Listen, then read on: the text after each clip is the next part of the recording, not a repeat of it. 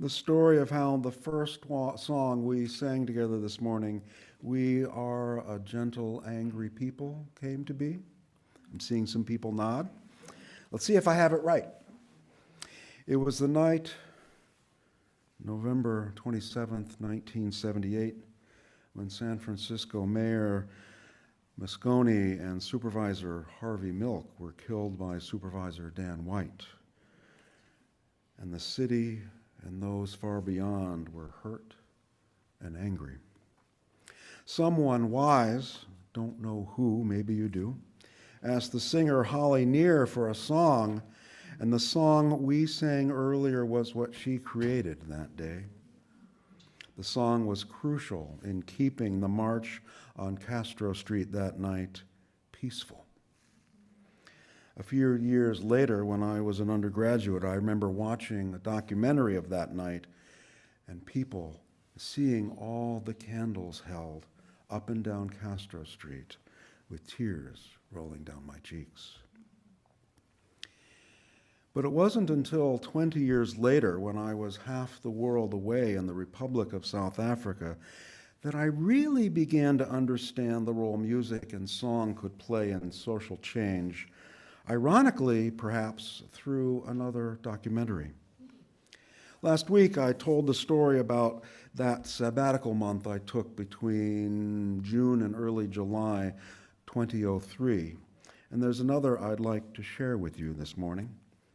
In the month that I was there, first time beyond the equator, I traveled around a bit, flying into Cape Town to get my bearings, and then heading to Johannesburg and then Durban on the Indian Ocean before returning to Cape Town, where I caught the first of several long flights home. When I was in Durban, I heard about a new documentary that was just being released. Amandla, A Revolution in Four-Part Harmony was its title. Great title. Do we have the slide? Maybe, maybe not. There we go. Oh, we do. There it is.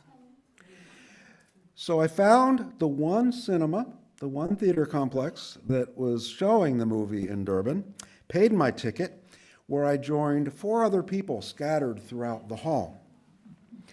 And 20 minutes after the movie was set to begin, someone on the staff came and told us there weren't enough of us to warrant showing the film, so they would return our money and we were free to use the rest of the day as we say fit. Back in Cape Town several days later, once again, I found that there was one theater showing the film. This one was on the far side of the city from the hostel where I was staying, but I wanted to see the movie in South Africa. So I consulted the bus schedules and then called for a taxi. There and back.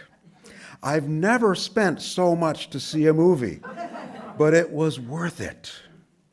The soundtrack has been with me ever since. It's one of the playlists on my phone that I go to the most.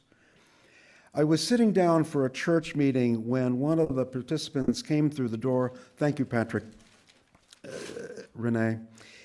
When one of the participants came in the room and said they heard that Nelson Mandela had just died.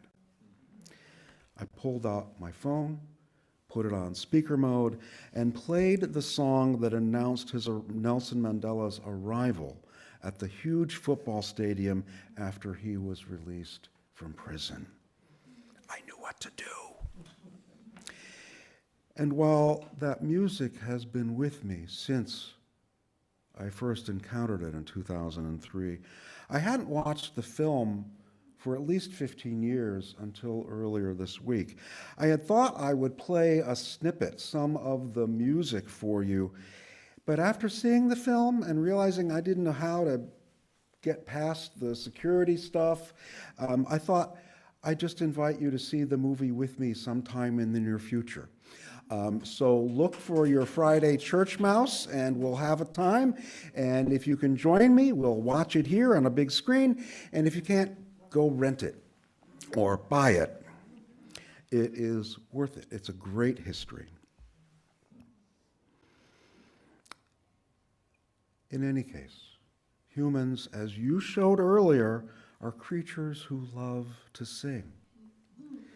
And singing has always inspired and informed our kind. When the 10 of us gathered yesterday in the social hall of First Unitarian Oakland for that non-cooperation direct action training, the first thing we did together after getting our coffee and finding our seats was to join in a chant. The first thing we did was to sing. And one day, I'll tell another little story. After I had completed my 12 years of associate minister in Columbus, Ohio, I went to Racine, Wisconsin for a one-year ministerial internship.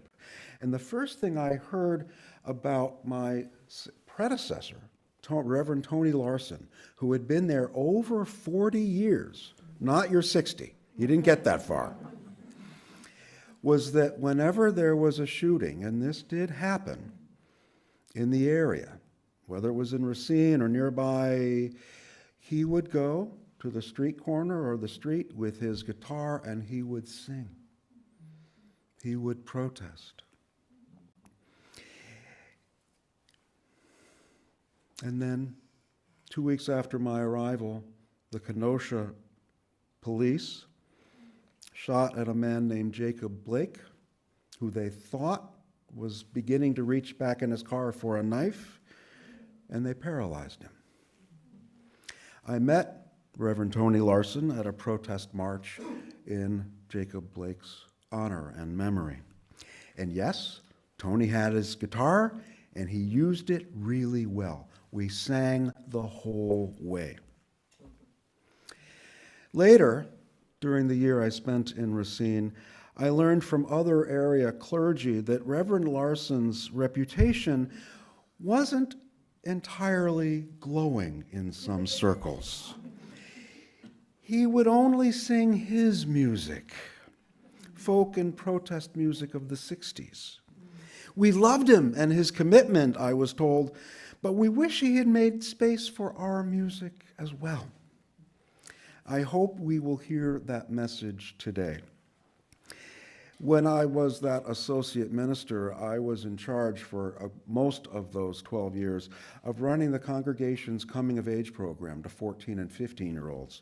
And we would, every fall and every spring, we would go to an area and rent a little lodge and have a retreat. And once driving the kids, the youth, to the retreat, I heard from the back seat, "Reverend Eric, your music is old." "Yeah, but at least it's good," I replied, and immediately regretted my words. I was smart enough, though, to ask those youth to recommend an author and a book or two of books they were reading, and to recommend an artist or two of people they were listening to. And I'm better for it. Music carries culture, something we are always wise to keep in mind. And culture, whatever it is, deserves our respect. So we need to sing our songs, everyone does, but it helps to leave space for new songs as well.